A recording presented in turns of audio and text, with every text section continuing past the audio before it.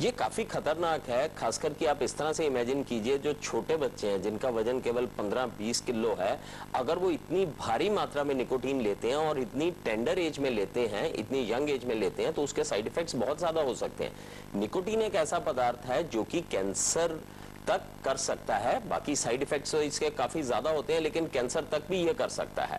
और सबसे ज्यादा इसके अंदर जो विडंबना वो ये है कि निकोटीन हमारे मुंह के जरिए, हमारे ओरल म्यूकोजा के जरिए एब्जॉर्ब हो सकता है, हमारे शरीर में जा सकता है और कम से कम 15 विभिन्न अंगों में कैंसर तक कर सकता है, चाहे वो ईसोफेगस है या मुंह का कैंसर है, ओरल कैंसर है, पेट का कैंसर है या यूरिनरी ट्रैक्ट का कैंसर है, ब्लैडर का कैंसर है। तो ये सारी चीजें भी कर सकता है। बिसाइड्स इसके काफी और भी एडवर्स इफेक्ट्स होते हैं जी।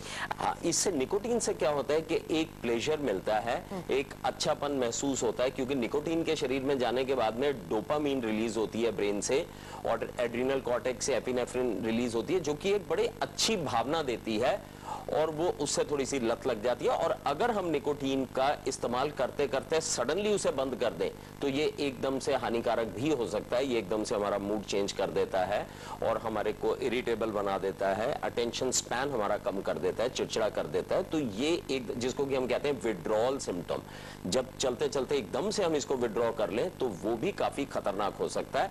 और यहाँ ये बताना चाह दूं, प्रेग्नेंट महिलाओं में और बच्चों में इसका काफी ज्यादा प्रकोप यानी एडवर्स इफेक्ट हो सकते हैं। बिल्कुल।